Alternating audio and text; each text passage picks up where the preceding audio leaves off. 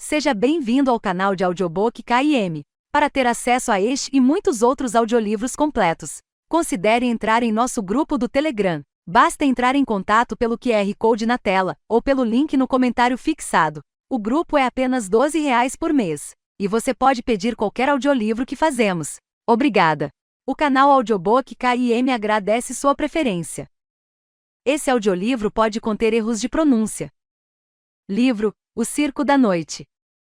Parte I. Os primórdios. A área ocupada por Le Cirque des Rêves é formada por uma série de círculos. Talvez seja um tributo à origem da palavra circo derivada do grego kirkos, que significa círculo ou anel. São muitas as referências ao fenômeno do circo no sentido histórico, embora este não chegue a ser um circo tradicional. Em lugar de uma única tenda com picadeiros em seu interior, ele contém aglomerados de tendas como pirâmides, algumas grandes e outras bem pequenas, dispostas entre caminhos circulares, encerradas em uma cerca circular e contínuo. Friedrich Thyssen, 1892. Um sonhador é alguém que só consegue encontrar seu caminho à luz da lua, e seu castigo é ver o amanhecer antes do resto do mundo. Oscar Wilde, 1888. Uma entrega inesperada. Nova York, fevereiro de 1873. O homem a quem chamavam de Próspero. O mágico recebe uma boa quantidade de cartas no escritório do teatro, mas esse é o primeiro envelope endereçado a ele que contém um bilhete de suicídio, e é também o primeiro a chegar alfinetado com esmero no casaco de uma menina de 5 anos. O advogado que a acompanha até o teatro se recusa a dar qualquer explicação, apesar dos protestos do gerente, e abandona a criança o mais depressa que pode com não mais que um dar de ombros e um toque no chapéu. O gerente do teatro não precisa ler o envelope para saber quem é a garota. Os olhos brilhantes que o observam debaixo de uma nuvem revolta de cachos castanhos são versões menores e mais indomáveis dos olhos do mágico. Ele pega a menina pela mão, os pequenos dedos inertes entre os seus. Ela se recusa a tirar o casaco apesar do calor que faz no teatro, e apenas balança a cabeça determinada quando ele pergunta por quê. O gerente a leva a seu escritório, sem saber o que mais fazer por ela. A menina senta-se em silêncio na desconfortável cadeira sob uma fileira de cartazes de produções passadas, cercada por caixas de ingressos e recibos. O gerente traz uma xícara de chá com um torrão de açúcar a mais que permanece em cima da mesa, intocada até esfriar. A garota não se mexe, nem sequer tamborila na cadeira. Permanece absolutamente imóvel com as mãos cruzadas no colo. Olha fixamente para o chão, fitando suas botas que não chegam a tocar o assoalho. Uma das pontas está um pouco arranhada, mas os cadarços estão amarrados em laços perfeitos. O envelope fechado pende do segundo botão do seu casaco até que Próspero chega. Ela o ouve antes de a porta abrir, seus passos pesados ecoando pelo corredor, diferentes do andar comedido do gerente, que vai e volta várias vezes, silencioso como um gato. Tem também um pacote para o senhor, diz o gerente ao abrir a porta, conduzindo o mágico para dentro do escritório abarrotado antes de se esgueirar para fora a fim de cuidar de outros assuntos do teatro, sem nenhuma vontade de testemunhar o resultado daquele encontro. O mágico observa o lugar, uma pilha de cartas em uma das mãos, uma capa de veludo negro com forro de seda ofuscantemente branco cascateando atrás dele, esperando ver uma caixa embrulhada em papel ou um caixote.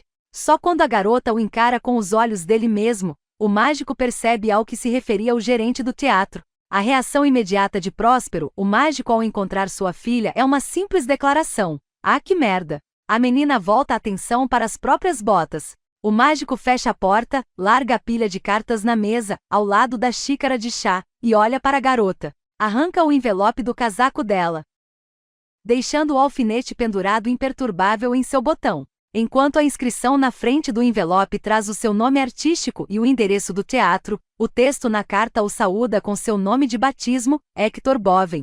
Passa os olhos pelo conteúdo sem demonstrar o impacto emocional desejado pela autora. Faz uma pausa no único fato que considera relevante: a garota deixada agora sob sua custódia é obviamente sua filha, e seu nome é Célia. Ela deveria ter chamado você de Miranda, diz com uma risadinha o homem conhecido como Próspero, o mágico. Acho que não foi inteligente o bastante para pensar nisso. A criança olha para ele outra vez. Olhos escuros semicerrados sob os cachos. A xícara sobre a mesa começa a tremer. Ondulações perturbam a calma superfície do líquido enquanto rachaduras percorrem o esmaltado, e a xícara se esfacela em cacos de porcelana florida. O chá frio transborda pelo pires e pinga no chão. deixando trilhas pegajosas na madeira encerada. O sorriso do mágico desaparece. Ele olha outra vez para a mesa com a testa franzida, e o chá entornado começa a voltar. Os pedaços rachados e quebrados recompõem-se em torno do líquido até que a xícara esteja completa outra vez, com delicadas espirais de fumaça subindo no ar. A garota olha para a xícara, os olhos arregalados. Hector Boven segura o rosto da filha com a mão enluvada e avalia sua expressão por um momento antes de soltá-la, os dedos deixando alongadas marcas vermelhas em suas bochechas. Talvez você seja interessante, diz. A menina não responde. Ele faz diversas tentativas de mudar o nome da garota nas semanas seguintes, mas ela se recusa a atender a qualquer nome que não seja Célia. Quando decide que ela está pronta, o mágico escreve uma carta. Não coloca nenhum endereço, mas a correspondência assim mesmo chega ao seu destino, do outro lado do oceano. Vários meses depois, uma aposta entre cavalheiros Londres, outubro de 1873. Esta noite é a última apresentação de um espetáculo muito seleto. Faz algum tempo que Próspero, o mágico, não dá o ar de sua graça nos palcos de Londres, e as reservas são para apenas uma única semana de apresentações, sem matinês. Embora a preços exorbitantes, os ingressos logo se esgotaram e o teatro está lotado, com muitas mulheres abanando os decotes com seus leques para afastar o calor opressivo que paira no ar apesar do frescor outonal do lado de fora. Em algum momento da noite, todos aqueles leques de repente vão se transformar em passarinhos, até que alguns deles rodopiarão pelo teatro e serão estrepitosamente aplaudidos. Quando os pássaros regressam, caindo na forma de leques impecavelmente dobrados nos colos de suas respectivas donas, os aplausos aumentam ainda mais. Embora algumas damas estejam muito atordoadas para bater palmas, virando os leques de penas e renda com admiração, não mais preocupadas com o calor. O homem de terno cinza no camarote à esquerda do palco não aplaude, nem a esse nem a nenhum outro truque durante toda a noite. Observa o sujeito no palco com um olhar firme e avaliador que não se desvia durante todo o espetáculo. Nenhuma vez ele levanta as mãos enluvadas para bater palmas, nem ao menos ergue as sobrancelhas diante de façanhas que evocam aplausos ou espanto, ou até um ocasional grito de surpresa, do restante da plateia arrebatada. Quando a apresentação termina, o homem de terno cinza passa com facilidade por entre a multidão de espectadores no saguão do teatro. Esgueira-se por uma porta cortinada que leva aos camarins sem ser notado. Contrarregras e camareiras nem chegam a olhar para ele. Ele bate apenas uma vez a porta ao final do corredor com a ponteira de prata de sua bengala. A porta abre-se sozinha, revelando um vestiário abarrotado coberto de espelhos, cada um refletindo um ângulo diferente de Próspero. A casaca do mágico está jogada desplicentemente no braço de uma poltrona de veludo, e o colete pende desabotoado sobre a camisa com acabamento de renda. A cartola, cuja participação tem destaque no espetáculo, repousa numa chapeleira ali perto. O homem parecia mais jovem no palco, sua idade encoberta pelo clarão dos holofotes e pelas camadas de maquiagem. O rosto no espelho é enrugado, o cabelo mostra tons pronunciados de cinza. Mas há algo de jovial no sorriso que surge quando vislumbra o homem em pé no corredor. Você detestou, não é? Pergunta sem se virar, dirigindo-se ao fantasmagórico reflexo cinzento. Remove o grosso resíduo de pó do rosto com um lenço que talvez um dia tenha sido branco. É um prazer ver você também, Hector, diz o homem de terno cinza, fechando silenciosamente a porta atrás de si. Você detestou cada minuto, eu sei, continua Hector Boven com uma risada. Eu estava observando você, não tente negar. Ele se vira e estende a mão, mas o homem de terno cinza não a aceita. Como resposta, Hector dá de ombros e movimenta os dedos de forma dramática em direção à parede oposta. A poltrona de veludo desliza para frente emergindo de um canto amontoado de baús e cachecóis enquanto a casaca paira como uma sombra, pendurando-se obediente em um guarda-roupa. Sente-se, por favor, diz Hector, mas receio que não seja tão confortável quanto as lá de cima. Não posso dizer que aprovo tais exibições, comenta o homem de terno cinza tirando as luvas e espanando o pó da poltrona antes de se sentar. Fazer manipulações passarem por truques e ilusões. Cobrar ingressos. Hector joga o lenço sujo sobre uma mesa repleta de pincéis e latinhas de maquiagem. Ninguém naquela plateia acredita nem por um segundo que o que faço lá na frente é real, diz com um gesto vago na direção do palco. Essa é a beleza de tudo. Você já viu as engenhocas que esses mágicos constroem para conseguir as façanhas mais banais? São um bando de peixes cobertos de penas tentando convencer o público de que podem voar. E eu sou apenas um pássaro entre eles. A plateia não percebe a diferença, sabe apenas que eu sou melhor nisso. Isso não torna o esforço menos frívolo. Essas pessoas fazem fila para serem enganadas, continua Hector. Eu posso iludi-las com mais facilidade que a maioria. Parece um desperdício deixar passar uma oportunidade como essa. E o pagamento é melhor do que você poderia pensar, aliás. Quer beber alguma coisa? Tenho algumas garrafas escondidas em algum lugar por aqui, mas não tenho certeza se há copos. Vasculha uma mesa, afastando pilhas de jornais e uma gaiola sem pássaro dentro. Não, obrigado, responde o homem de terno cinza, acomodando-se na poltrona e descansando as mãos no castão da bengala. Achei sua performance curiosa, e a reação de sua plateia foi de certa forma surpreendente. Mas falta precisão. Eu não posso ser muito bom se quiser que eles acreditem que sou uma fraude como todos os outros, retruca Hector com uma risada. Obrigado por ter vindo e sofrido durante o meu espetáculo. Estou até surpreso por ter aparecido. Estava começando a perder as esperanças. Reservei aquele camarote para você a semana toda. Eu não costumo recusar convites. Em sua carta, você dizia ter uma proposta para mim. Sim, realmente. Responde Hector, juntando as mãos como num aplauso. Eu tinha esperança de que você estivesse disponível para um jogo. Faz muito tempo que nós não jogamos. Mas antes você precisa conhecer o meu novo projeto. Tive a impressão de que você tinha desistido de ensinar. Tinha mesmo, mas surgiu uma oportunidade especial a que eu não pude resistir. Hector caminha até uma porta quase escondida por um espelho alto. Célia, querida, chama no aposento ao lado antes de voltar à sua cadeira. Instantes depois uma garotinha aparece na porta bem vestida demais para o ambiente mambembe e caótico. Toda enfeitada de laços e renda, perfeita como uma boneca recém-comprada, a não ser por alguns cachos rebeldes que escapam das tranças. Ela hesita, parando no umbral, ao ver que o pai não está sozinho. Está tudo bem, querida. Entre, tranquiliza Hector, chamando-a com um gesto de mão. Ash é um colega meu, não precisa ficar acanhada. A garota dá alguns passos e executa uma reverência perfeita, a barra rendada do vestido roçando o desgastado assoalho de madeira. Esta é minha filha, Célia, diz Hector ao homem de terno cinza, colocando a mão na cabeça da garota. Célia, este é Alexander. Prazer em conhecê-lo, diz ela.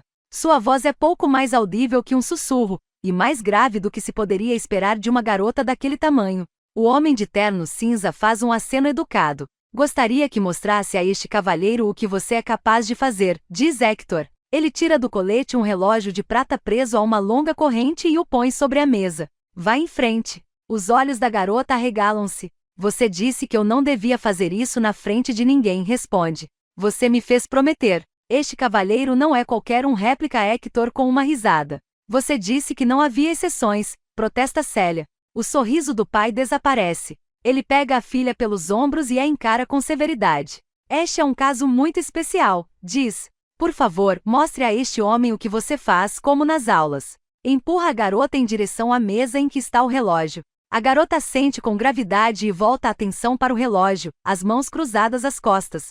Após um tempo, o relógio começa a girar lentamente, fazendo círculos na superfície da mesa, arrastando a corrente numa espiral. Depois o relógio ergue-se da mesa, flutuando no ar e pairando como se boiasse. Hector olha para o homem de terno cinza à procura de uma reação. Impressionante, comenta o homem, mas é bem básico. A testa de Célia franze-se sobre seus olhos escuros e o relógio se despedaça, as peças espalhando-se pelo ar. Célia, intervém o pai. A garota enrubesce ao tom áspero do pai e murmura um pedido de desculpa. As peças voltam flutuando para o relógio, encaixando-se em seus lugares até que o objeto esteja inteiro outra vez, tic-taqueando segundos como se nada tivesse acontecido. Isso foi um pouco mais impressionante, admite o homem de terno cinza. Mas ela é geniosa. Ela é jovem, acrescenta Hector, acariciando a cabeça de Célia e ignorando sua cara fechada. Não faz nem um ano que está estudando, e quando crescer será incomparável. Eu poderia pegar qualquer criança de rua e ensinar a mesma coisa. Incomparável é uma questão de opinião, que pode ser facilmente contestada. Ah! Exclama Hector. Então você está disposto a jogar. O homem de terno cinza hesita só um momento antes de balançar a cabeça em um gesto afirmativo. Se for algo um pouco mais complexo do que a última vez, sim, eu poderia estar interessado, responde. É possível. É claro que será mais complexo. Enfatiza Hector. Eu tenho um talento natural para jogar, e não vou desperdiçar isso em uma aposta simples. Talento natural é um fenômeno questionável. Inclinação talvez, mas habilidade inata é extremamente rara. Ela é minha filha, é claro que tem habilidades inatas. Você admite que ela já teve algumas aulas, comenta o homem de terno cinza. Como pode ter certeza? Célia, quando começaram suas aulas? Pergunta Hector, sem olhar para a menina. Em março responde. De que ano, querida? Acrescenta Hector. Deste ano, réplica Célia como se fosse uma pergunta particularmente estúpida. 8 meses de aulas, esclarece Hector. Com apenas 6 anos. Se me lembro bem, você às vezes começa com alunos ainda mais novos. Célia está bem mais adiantada do que estaria se não tivesse uma habilidade natural. Ela conseguiu levitar este relógio na primeira tentativa. O homem de terno cinza volta a atenção para Célia. Você quebrou aquilo por acidente, não foi? Pergunta, indicando com o rosto o relógio sobre a mesa. Célia franze a testa e confirma com o mais discreto dos gestos de cabeça. Ela tem um controle notável para alguém tão novo, comenta com Hector, mas esse tipo de temperamento é sempre uma variável infeliz. Pode levar a um comportamento impulsivo. Ou ela supera isso ou aprende a se controlar. É um pequeno detalhe. O homem de terno cinza mantém os olhos na garota, mas se dirige a Hector ao falar. Aos ouvidos de Célia, os sons não se traduzem em palavras, e ela faz cara feia quando a resposta do pai apresenta as mesmas características confusas. Você apostaria sua própria filha? Ela não vai perder, réplica Hector. Sugiro que você encontre um aluno de quem aceite se separar, se é que já não tem algum dispensável. Imagino que a mãe dela não tenha uma opinião sobre o assunto. Sua suposição é correta. O homem de terno cinza observa a garota por algum tempo antes de voltar a falar, e mais uma vez ela não compreende as palavras. Entendo a sua confiança nas aptidões dela, mas devo recomendar que ao menos considere a possibilidade de perdê-la, se a competição não a favorecer. Vou encontrar um jogador que represente um desafio para ela. Não haveria razão para eu concordar em participar se não fosse assim. A vitória dela não pode ser dada como certa. É um risco que estou disposto a correr, responde Hector sem nem mesmo olhar para a filha. Se quiser tornar isso oficial aqui e agora pode ir em frente. O homem de terno cinza olha mais uma vez para Célia e dessa vez, quando ele fala, ela entende as palavras. Muito bem, concorda com um aceno de cabeça. Ele fez com que eu não conseguisse entender, resmunga Célia quando o pai se vira em sua direção. Eu sei, querida, e não foi muito educado, diz Hector enquanto a encaminha para perto da poltrona, onde o homem a analisa com olhos quase tão claros e cinzentos quanto o seu terno. Você sempre foi capaz de fazer essas coisas? Pergunta ele, voltando a olhar para o relógio. Célia assente com um gesto de cabeça. Minha mãe dizia que eu era filha do diabo, responde em voz baixa. O homem de terno cinza inclina-se e sussurra alguma coisa em seu ouvido, baixo demais para o pai ouvir. Um pequeno sorriso ilumina o rosto da garota. Estenda sua mão direita, pede ele, recostando-se na poltrona. Célia imediatamente estende a mão, palma para cima, sem saber o que esperar. Mas o homem de terno cinza não põe nada em sua mão aberta. Em vez disso, retira um anel de prata do próprio dedo mínimo. Coloca-o no anular da garota, embora seja largo demais para seus dedos finos, e mantém a outra mão em torno da cintura dela. A garota está abrindo a boca para mencionar o fato óbvio de que o anel é grande demais, apesar de ser muito bonito, quando percebe que ele está encolhendo em sua mão. Sua satisfação passageira com o ajuste é esmagada pela dor que se segue quando o anel continua a apertar seu dedo, o metal queimando a pele. Tenta afastar-se, mas o homem de terno cinza mantém a mão firme em torno da cintura dela. O anel encolhe e desaparece, deixando apenas uma cicatriz avermelhada ao redor do dedo de Célia. O homem de terno cinza solta a menina e ela dá um passo para trás, retira-se para um canto e examina a própria mão. Muito bem, garota, comenta o pai. Vou precisar de algum tempo para preparar um jogador do meu jeito,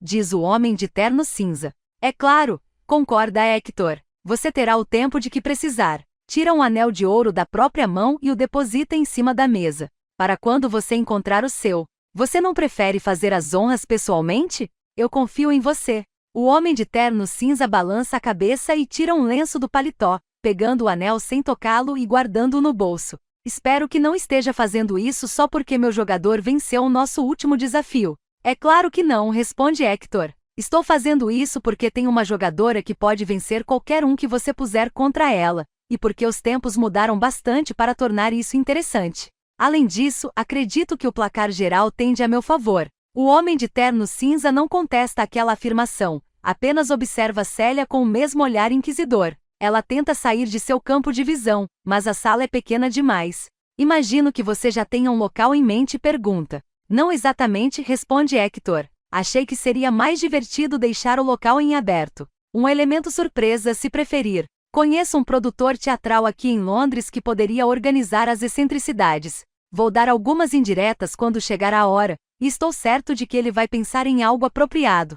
Melhor manter tudo em solo neutro, embora eu acredite que você poderia gostar de começar as coisas em seu território. E o nome desse cavalheiro? Lefebvre. Chandrich Christophe Lefebvre. Dizem que é filho ilegítimo de um príncipe hindu ou algo assim. A mãe era uma bailarina biscate. O cartão dele está em algum lugar nessa bagunça. Você vai gostar dele, é um tipo bem de vanguarda. Rico, excêntrico. Um pouco obsessivo, meio imprevisível, mas acho que isso faz parte de um temperamento artístico. A pilha de papéis sobre uma mesa próxima agita-se até um único cartão de visita vir à tona e flutuar pela sala. Hector pega o cartão e o lê antes de entregá-lo ao homem de terno cinza. Ele organiza festas maravilhosas. O homem de terno cinza guarda o cartão no bolso sem nem ao menos olhar. Nunca ouvi falar dele, comenta. E não aprecio exibições públicas. Vou pensar a respeito. Bobagem, metade da diversão é a exibição pública. Provoca tantas restrições, tantos parâmetros desafiadores com que se trabalhar. O homem de terno cinza pensa um momento antes de balançar a cabeça. Nós temos uma cláusula de não confidencialidade? Seria justo, dado o meu conhecimento da sua escolha do jogador. Vamos deixar de lado quaisquer cláusulas além das regras básicas de interferência e ver o que acontece, diz Hector. Estou querendo ir além dos limites desta vez. Sem prazo também. Vou até lhe dar uma vantagem. Muito bem. Estamos combinados. Entrarei em contato. O homem de terno cinza levanta-se e remove um pó invisível da manga. Foi um prazer conhecê-la, senhorita Célia. Célia faz outra reverência perfeita, sempre o observando com olhos alertas. O homem de terno cinza toca no chapéu ao se despedir de Próspero, esgueira-se pela porta e depois para fora do teatro, movendo-se como uma sombra pela rua movimentada. No camarim, Hector Boven ri consigo mesmo enquanto a filha examina em silêncio a cicatriz na mão. A dor desaparecera tão rapidamente quanto o anel, mas a marca crua e avermelhada permanecerá. Hector pega o relógio de bolso de prata na mesa, comparando seu horário com o que fica na parede. Dá corda devagar, observando com atenção os ponteiros moverem-se pelo mostrador. Célia começa a falar sem olhar para ela. Por que precisamos dar corda em nossos relógios? Porque tudo precisa de energia, recita ela, obediente, os olhos ainda focados na própria mão. Temos que empregar esforço e energia em qualquer coisa que desejemos mudar. Muito bem. Ele balança o relógio com delicadeza e o guarda no bolso. Por que você chamou o homem de Alexander? Pergunta Célia. Essa é uma pergunta boba. Não é o nome dele. Ora, como você poderia saber disso? Pergunta Hector à filha, erguendo seu queixo para que ela o encare e comparando os olhos escuros dela com os seus. Célia devolve seu olhar, sem saber como explicar. Repassa em sua memória as impressões do homem de terno cinza com seus olhos claros e feições duras, tentando entender por que o nome não combina com ele. Não é um nome de verdade, responde. Não é um nome que sempre teve. É um nome que ele usa como um chapéu, e pode tirar quando quiser, como Próspero para você. Você é ainda mais esperta do que eu poderia esperar, observa Hector, sem se dar o trabalho de discordar ou confirmar suas considerações sobre o nome do seu colega. Tira a cartola da chapeleira e a põe na cabeça da menina, ocultando seus olhos indagadores sob uma prisão de seda negra. Tons de cinza. Londres, janeiro de 1874. A construção é tão cinza quanto o asfalto abaixo e o céu acima, e parece tão instável quanto as nuvens, como se pudesse desaparecer no ar sem aviso. Pedras cinzentas a tornam idênticas às construções ao redor, a não ser por uma placa gasta pendurada perto da porta. Até a diretora no interior do prédio veste-se inteiramente de cinza. Mesmo assim, o homem de terno cinza parece deslocado. O corte de seu terno é elegante demais. O castão da bengala é lustroso demais sob suas luvas imaculadas. Ele diz seu nome, mas a diretora esquece quase instantaneamente, e sente-se constrangida demais para pedir que repita. Mais tarde, quando ele assina a papelada requerida, a assinatura é completamente ilegível, e aquele formulário específico é perdido poucas semanas depois de arquivado. Ele apresenta critérios incomuns quanto ao que está procurando. A diretora está confusa, mas depois de algumas perguntas e alguns esclarecimentos traz 3 crianças até ele, 2 garotos e uma garota. O homem pede para entrevistá-las em particular, e a diretora relutantemente concorda. O primeiro garoto é entrevistado por apenas alguns minutos antes de ser dispensado. Quando passa pelo corredor, as outras 2 crianças olham-no em busca de alguma indicação do que esperar, mas o menino apenas balança a cabeça. A garota fica mais tempo, mas também é dispensada, a testa enrugada de perplexidade. O outro garoto é então levado à sala para falar com um homem de terno cinza. É conduzido a uma cadeira atrás de uma mesa, enquanto o homem fica por perto. Esse garoto não está tão irrequieto quanto o primeiro. Senta-se em silêncio e pacientemente, os olhos verde-acinzentados observando cada detalhe da sala e o homem com sutileza, atento mas sem olhar de forma direta. Seu cabelo escuro é mal cortado, como se o barbeiro estivesse distraído durante o processo, no entanto houve alguma tentativa de arrumá-lo. As roupas são gastas, porém bem cuidadas. A calça, curta demais, pode ter sido azul algum dia, ou marrom, ou verde, mas já está muito desbotada para se ter certeza. Há quanto tempo você está aqui? Pergunta o homem depois de examinar em silêncio por alguns instantes a aparência surrada do garoto. Desde sempre, responde o garoto. Quantos anos você tem? Vou fazer 9 em maio. Você parece mais novo. Não estou mentindo. Eu não disse que está. O homem de terno cinza observa o garoto por um tempo sem dizer nada. O menino o encara. Você sabe ler, imagino, presume. O garoto confirma com um gesto de cabeça. Eu gosto de ler, responde. Mas aqui não há muitos livros. Eu já li todos. Ótimo. Sem avisar, o homem de terno cinza atira a bengala em direção ao garoto. Ele a agarra com uma só mão sem hesitar, embora os olhos se estreitem numa expressão confusa ao olhar para a bengala e depois outra vez para o homem. O homem balança a cabeça para si mesmo e pega a bengala de volta, tirando um lenço claro do bolso para limpar as digitais do garoto da superfície. Muito bem, diz o homem. Você vai estudar comigo. Garanto que vai ter muitos livros para ler. Vou fazer os arranjos necessários e depois vamos seguir nosso caminho. Eu tenho alguma escolha? Você prefere ficar aqui? O garoto pensa por um instante. Não responde. Muito bem. Não quer saber o meu nome? Pergunta o garoto. Nomes não são tão importantes como as pessoas gostam de pensar, retruca o homem de terno cinza. São rótulos que esta instituição ou nossos falecidos pais usam, e não me interessam nem me valem de nada. Se você achar que precisa de um nome em algum momento, pode escolher um.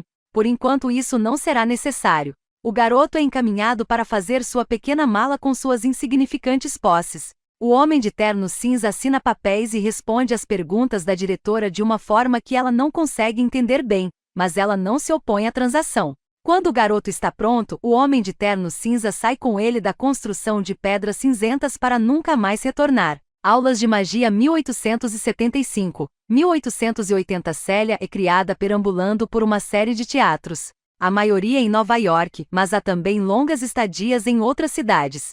Boston, Chicago, São Francisco, excursões ocasionais a Milão, Paris ou Londres. Os lugares mesclam-se numa bruma de mofo, veludo e serragem a ponto de às vezes não lembrar em que país está, não que isso importe. Seu pai a leva a toda parte quando ela é pequena, passeando com ela como se fosse um cãozinho de estimação que usa vestidos caros, para que colegas e amigos a adulem nos bares depois dos espetáculos. Quando decide que ela está grande demais para ser um adorável acessório, ele começa a deixá-la em camarins ou nos hotéis. Todas as noites teme que o pai não volte, mas ele sempre aparece cambaleante em horas impróprias, às vezes afaga sua cabeça enquanto ela finge estar dormindo, outras ignora-a por completo. Suas aulas tornaram-se menos formais. Enquanto antes ele se sentava com ela em horas determinadas, embora irregulares, agora ela é constantemente testada, mas nunca em público. Até mesmo tarefas simples como amarrar o cadarço dos sapatos, ele a proíbe de fazer usando as mãos. Célia olha para os pés desejando em silêncio que os laços sejam feitos e desfeitos, e faz cara feia quando eles se emaranham em nós. O pai não é direto quando ela faz perguntas. Ela deduziu que o homem de terno cinza que o pai chamou de Alexander também tem um aluno, e que haverá uma espécie de jogo. Como xadrez? Perguntou ela certa vez. Não, respondeu o pai. Não é como xadrez. O garoto cresce numa casa na cidade de Londres. Não vê ninguém, nem quando suas refeições são entregues no quarto, surgindo perto da porta em bandejas cobertas e desaparecendo da mesma maneira. Uma vez por mês, um homem que não fala é trazido para cortar seu cabelo. Uma vez por ano, o mesmo homem toma suas medidas para fazer novas roupas. O garoto passa a maior parte do tempo lendo e escrevendo, é claro. Copia trechos de livros, escreve palavras e símbolos que no início não entende, mas que, refeitos muitas vezes em linhas cada vez mais firmes, tornam-se intimamente conhecidos sob seus dedos manchados de tinta. Lê histórias e mitologias e romances. Aos poucos aprende outros idiomas, embora tenha dificuldade para pronunciá-los.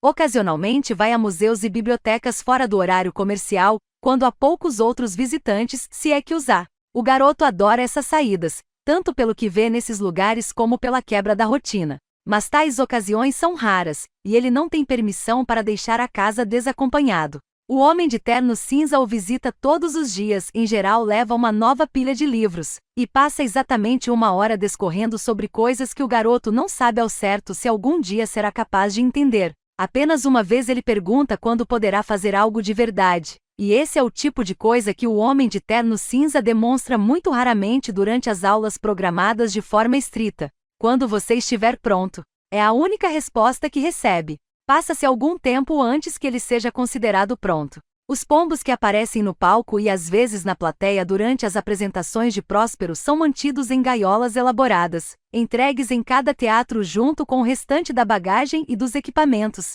Uma porta que bate com força faz um monte de baús e caixas caírem pelo vestiário, e derruba uma gaiola cheia de pombos. Os baús organizam-se instantaneamente, mas Hector pega a gaiola para examinar se foi danificada. A maioria dos pombos está apenas zonza por causa da queda, mas um deles está com a asa visivelmente quebrada. Hector retira o pássaro com cuidado.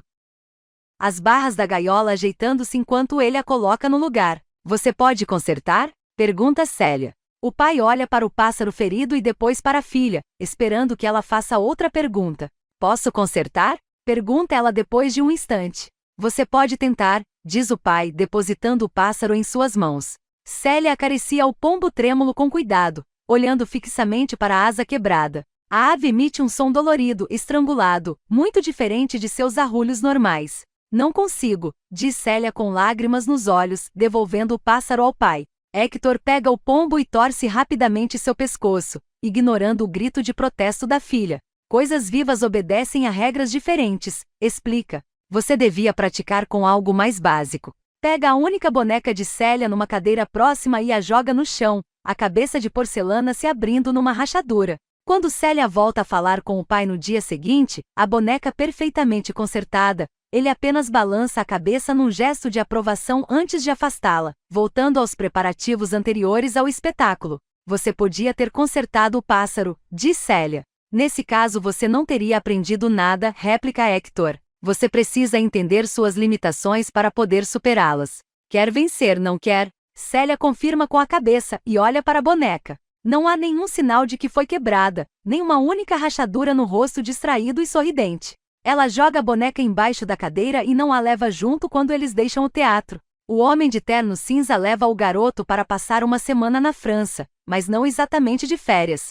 A viagem não foi comunicada, a pequena mala do garoto foi arrumada sem seu conhecimento. O menino imagina que seja para algum tipo de aula, mas nenhuma área de estudo em particular é especificada. Depois do primeiro dia, ele se pergunta se eles estão lá só pela comida, fascinado pelo sedutor estalido dos pães recém-assados nas boulangeries e pela incrível variedade de queijos. Há também visitas fora do horário comercial a museus silenciosos, nas quais o garoto tenta sem sucesso andar pelas galerias tão silenciosamente quanto seu instrutor, retesando-se a cada eco de seus passos.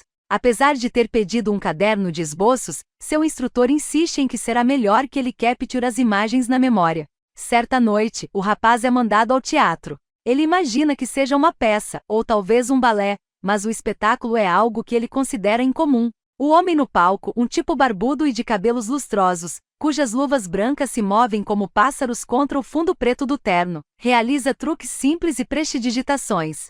Pombos desaparecem de gaiolas com fundos falsos, lenços deslizam dos bolsos para serem escondidos nos punhos. O garoto observa o mágico e sua modesta plateia com curiosidade. Os espectadores parecem impressionados, aplaudindo com educação e certa frequência. Quando ele questiona seu instrutor depois do espetáculo, é informado de que nada será discutido até que eles voltem a Londres no final da semana. Na noite seguinte, o rapaz é levado a um teatro maior, e mais uma vez é deixado sozinho para a apresentação. Só o tamanho da multidão já o deixa nervoso, ele nunca esteve num espaço tão cheio de gente. O homem nesse palco parece mais velho que o mágico da noite anterior, está usando trajes mais bonitos. Seus movimentos são mais precisos. Os números não são apenas incomuns, mas também cativantes. Os aplausos são mais do que apenas educados. E esse mágico não esconde lenços nos punhos de sua camisa rendada. Os pássaros que surgem de todos os lugares não têm gaiola nenhuma. São proezas que o garoto só viu em suas aulas. Manipulações e ilusões que, como muitas vezes ele foi expressamente informado, deveriam ser mantidas em segredo. O garoto também aplaude quando Próspero, o mágico, faz sua reverência final. Mais uma vez, seu instrutor se recusa a responder a qualquer pergunta antes de voltarem a Londres. De volta à casa na cidade, retornando a uma rotina que agora parece nunca ter sido interrompida, o homem de terno cinza pede pela primeira vez que o garoto fale sobre a diferença entre os dois espetáculos. O primeiro homem usava espelhos e dispositivos mecânicos, fazia a plateia olhar para lugares diferentes quando não queria que ela visse algo, de modo a criar uma falsa impressão. O segundo homem, o que tinha o nome do Duque de A Tempestade, fingia fazer coisas semelhantes, mas não usava truques nem espelhos. Ele fazia tudo do jeito que você faz. Muito bem. Você conhece aquele homem? Pergunta o garoto. Eu o conheço há muito tempo, responde o instrutor. Ele também ensina essas coisas. Como você me ensina? O instrutor confirma com um gesto de cabeça, mas não dá mais detalhes. Como as pessoas não percebem a diferença? Pergunta o rapaz. Para ele a discrepância era nítida, embora não conseguisse articular exatamente por quê. Era algo que sentia no ar tanto quanto observava com os olhos. As pessoas veem o que querem ver, e na maioria das vezes, o que dizem para elas verem. Eles não discutem mais a questão. Embora haja outras quase férias, ainda que raros, o garoto não é levado para ver nenhum outro mágico. Próspero, o mágico, usa um canivete para fazer cortes na ponta dos dedos da filha, um a um, observando calado ela chorar até se acalmar o suficiente para conseguir curar as feridas, as gotas de sangue recuando lentamente. A pele cicatriza, as curvas das impressões digitais juntam-se de novo, fechando-se mais uma vez com firmeza. Os ombros de Célia caem, liberando a tensão que os prendia, um alívio palpável ao se sentir segura outra vez. O pai concede apenas alguns instantes de descanso, antes de fazer novos cortes nos dedos recém-cicatrizados. O homem de terno cinza pega um lenço do bolso e o joga na mesa, onde ele aterrissa com um som abafado, algo mais pesado que a seda oculto nas dobras do tecido. Ergue o quadrado de seda, deixando que o conteúdo, um solitário anel de ouro, role pela mesa. Está levemente gasto e tem algo gravado que o garoto acredita serem palavras em latim, mas a escrita é em círculos e cheia de floreios, e ele não consegue entender. O homem de terno cinza volta a guardar o lenço, agora vazio, em seu bolso. Hoje nós vamos aprender sobre vínculos, diz. Quando chega o momento da aula em que há uma demonstração prática, ele instrui o garoto a colocar o anel. Ele nunca toca no rapaz, não importam as circunstâncias. O jovem tenta em vão retirar o anel do dedo enquanto ele se dissolve em sua pele. Vínculos são permanentes, meu rapaz, diz o homem de terno cinza. Aqui estou ligado. Pergunta o garoto, olhando espantado a cicatriz no lugar onde o anel estava instantes atrás. Há uma obrigação que você já tinha, e há uma pessoa que você só vai conhecer daqui a algum tempo. Os detalhes não são importantes neste estágio. Isso é apenas um pormenor técnico necessário.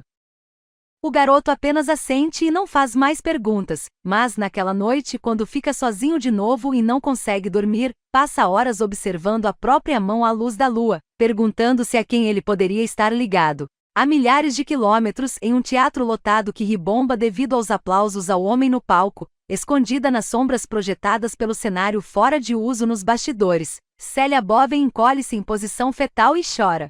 Le Bateleur, Londres, maio-junho de 1884. Pouco antes de o rapaz completar 19 anos, o homem de terno cinza o retira da casa da cidade sem antecipar nada, acomodando-o num apartamento pequeno com vista para o British Museum. No início ele supõe que seja uma mudança temporária. Ultimamente tem havido viagens de semanas ou até meses à França, à Alemanha e à Grécia, com muito estudo e poucos passeios turísticos. Mas não são como aquelas quase férias passadas em hotéis luxuosos.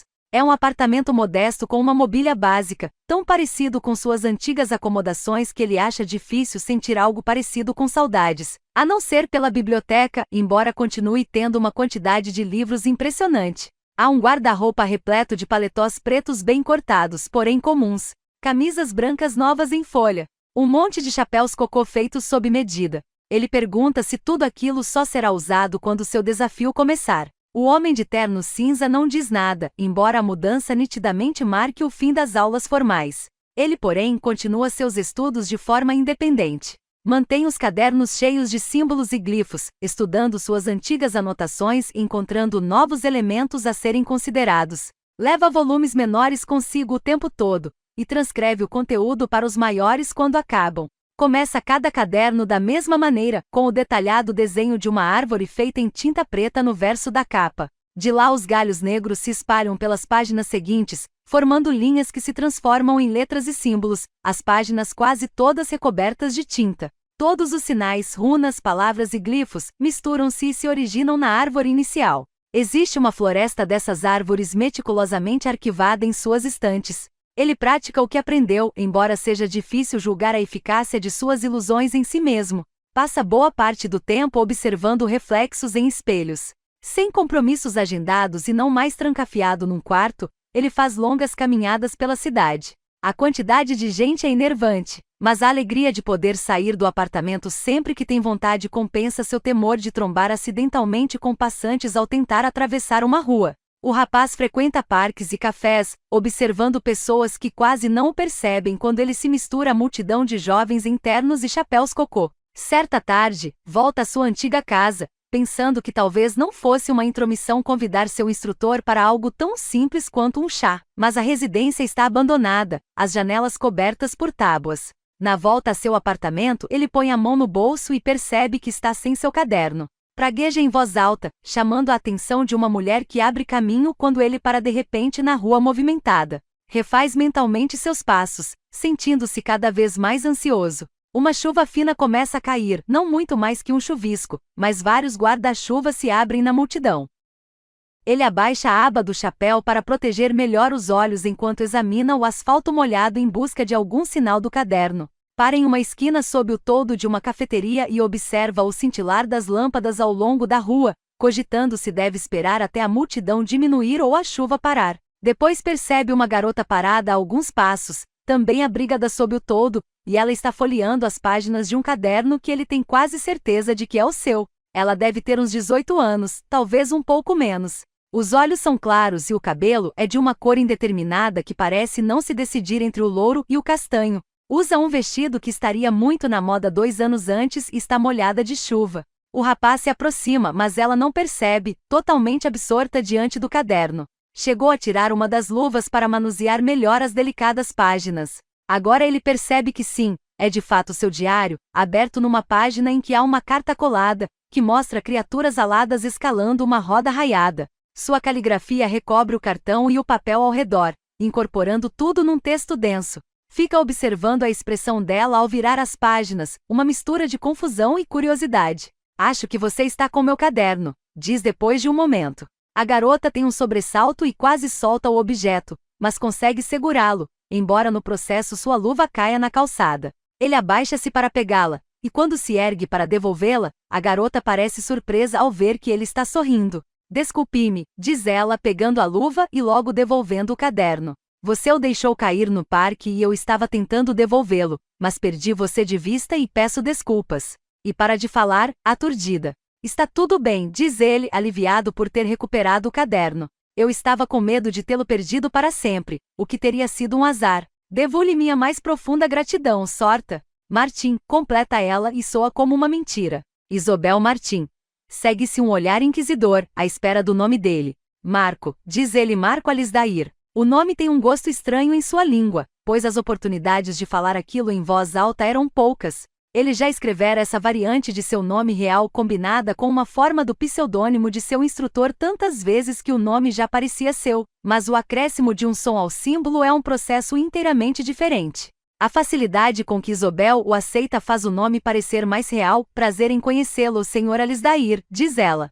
Ele deveria agradecer, pegar o caderno e ir embora, era o mais sensato a fazer. Mas não se sente exatamente disposto a voltar a seu apartamento vazio. Será que eu poderia oferecer-lhe uma bebida como prova de minha gratidão, senhorita Martin? Sugere, depois de guardar o caderno no bolso. Isobel hesita, talvez por saber que não se devem aceitar convites para tomar uma bebida feitos por homens desconhecidos em esquinas de ruas escuras, mas concorda, para surpresa dele. Eu adoraria, obrigada, diz Isobel. Muito bem, continua Marco. Mas existem cafeterias melhores do que essa aqui, faz um gesto indicando a vitrine próxima, não muito longe, caso não se incomode em fazer uma caminhada na chuva. Receio não ter um guarda-chuva. Não me incomodo, responde Isobel. Marco oferece o braço, que ela aceita, e os dois saem andando pela rua sob a chuva fina. Os dois caminham 1 ou 2 quarteirões antes de entrarem numa viela estreita.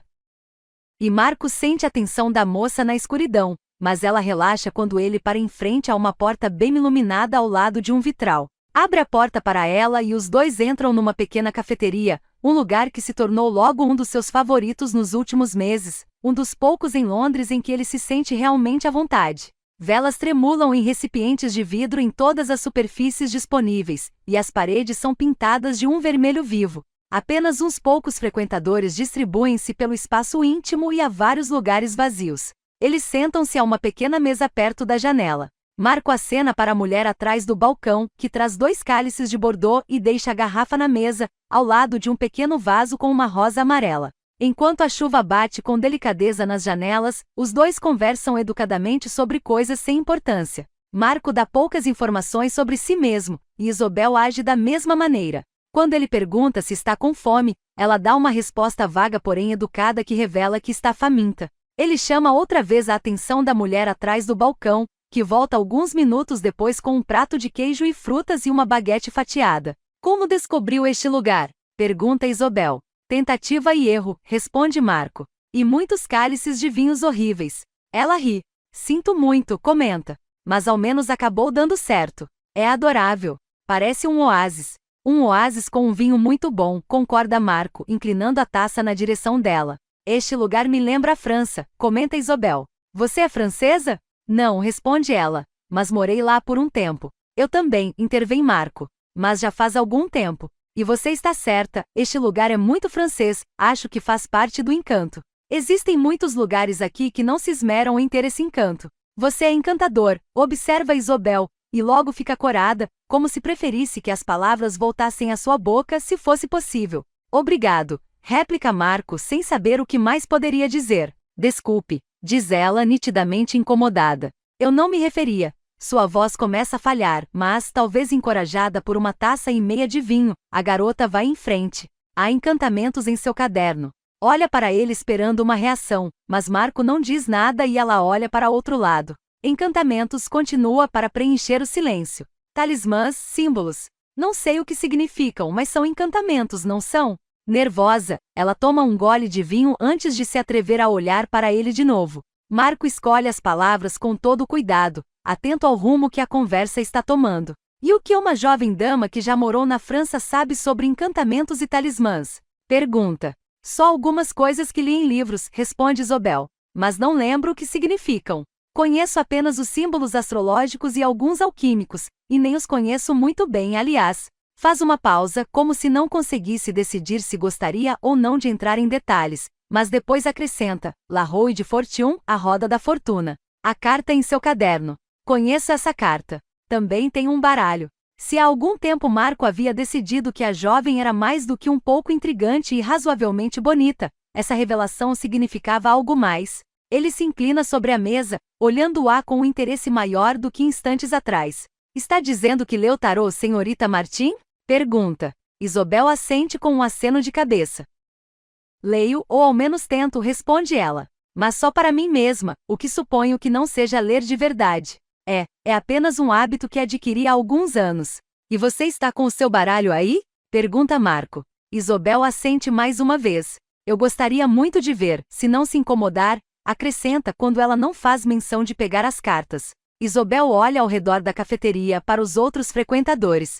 Marco faz um gesto de menosprezo. Não se preocupe com eles, diz. É preciso muito mais que um baralho para assustar essa gente. Mas se você não quiser, eu compreendo.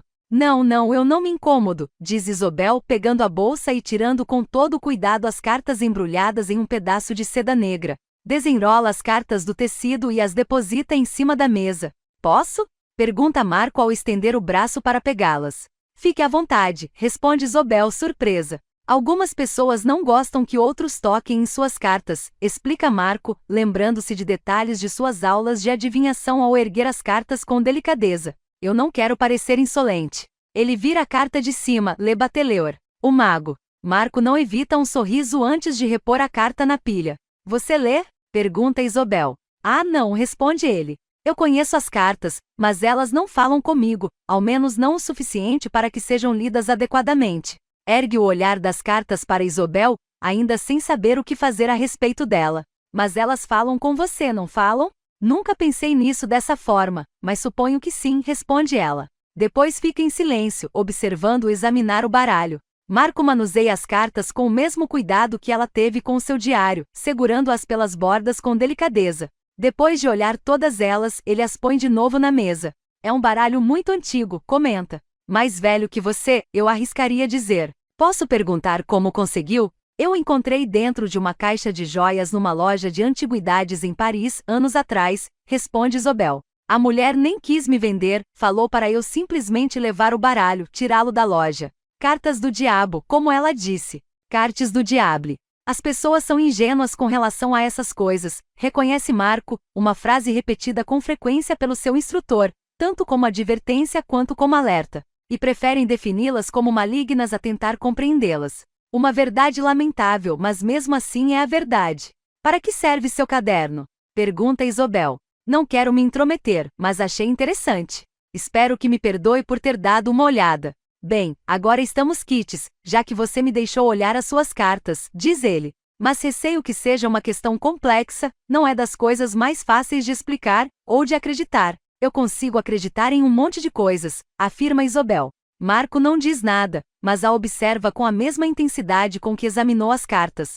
Isobel o encara e não desvia o olhar. É tentador demais. Encontrar alguém que poderia começar a entender o mundo em que ele viveu quase a vida toda. Ele sabe que deveria ir embora, mas não consegue. Eu poderia mostrar a você se quiser, diz depois de um momento. Eu gostaria muito, concorda Isobel. Os dois terminam o vinho e Marco acerta a conta com a mulher de trás do balcão.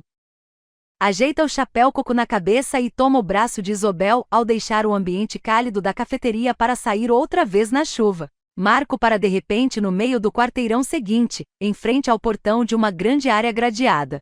Afastado da rua, um abrigo formado por muros de pedra cinza. Aqui está bom, diz.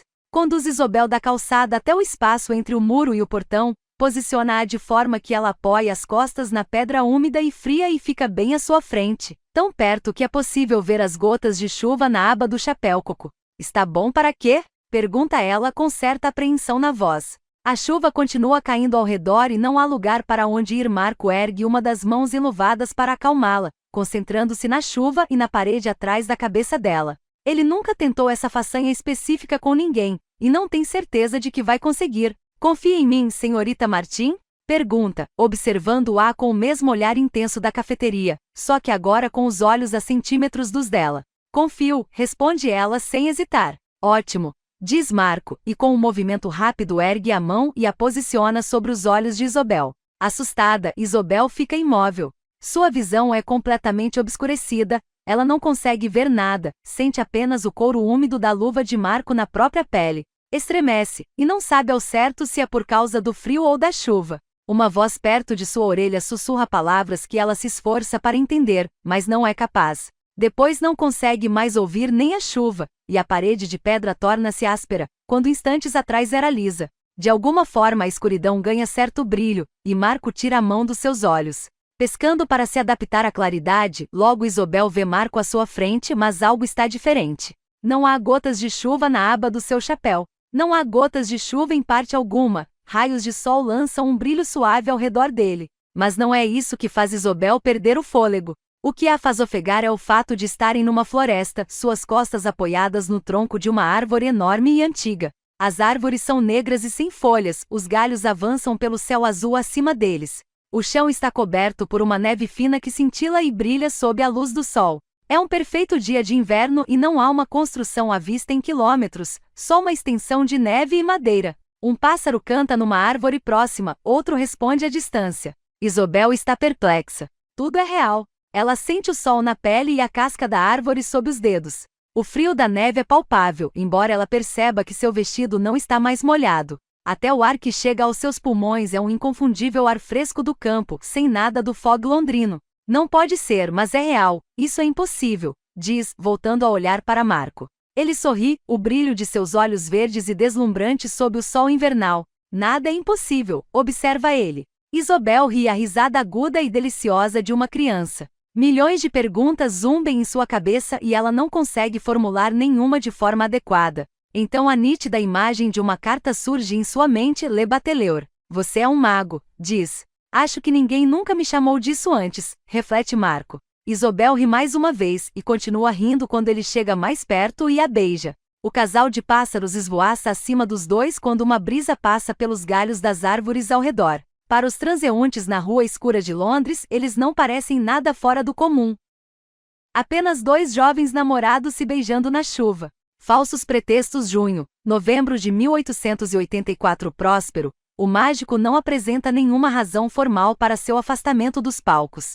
Suas turnês vinham sendo tão esporádicas nos últimos anos que a ausência de apresentações passa quase despercebida. Mas Hector Boven ainda faz turnês, pode-se dizer, ainda que Próspero, o mágico, não as faça. Ele viaja de cidade em cidade, oferecendo sua filha de 16 anos como médium espiritual. Eu odeio isso, papai. Célia protesta com frequência. Se você conseguir pensar em algum jeito melhor de passar o tempo até o começo do seu desafio, e não se atreva a me dizer que quer ficar lendo, pode ir em frente, desde que renda tanto dinheiro quanto isso. Além do mais, se apresentar para uma plateia é um bom exercício para você. Essas pessoas são insuportáveis, diz Célia, embora não seja bem o que quer dizer. As pessoas a fazem se sentir desconfortável. A maneira como olham para ela, as expressões suplicantes e os rostos marcados por lágrimas. Elas a veem como uma coisa, uma ponte para seus entes queridos perdidos aos quais tanto se apegavam. Falam dela como se nem estivesse na sala, como se fosse tão sem substância quanto seus espíritos queridos. Precisa se esforçar para não se afastar quando eles inevitavelmente a abraçam, agradecidos, em meio aos soluços. Essas pessoas não significam nada, diz o pai. Nem conseguem imaginar o que acham que veem ou ouvem, e é mais fácil para elas acreditar que estão recebendo transmissões miraculosas do além. Por que não tirar vantagem disso, principalmente quando estão tão desejosas de gastar dinheiro com algo tão simples? Célia insiste em que nenhum dinheiro vale uma experiência tão excruciante, mas Hector é persistente, e por isso eles continuam viajando, levitando mesas e produzindo fantasmas que batem em todos os tipos de paredes cobertas por papéis de parede. Ela continua perplexa com a forma como seus clientes anseiam por uma comunicação, uma garantia. Célia jamais pensou em entrar em contato com sua falecida mãe, duvida até que a mãe quisesse falar com ela se pudesse, especialmente por meio de métodos tão complicados. Tudo isso é mentira, ela quer dizer a eles. Os mortos não estão pairando por aqui, batendo educadamente em xícaras de chá ou tampos de mesa e sussurrando através de cortinas esvoaçantes. Às vezes ela quebra alguns objetos de valor e joga a culpa nos espíritos que não encontraram descanso.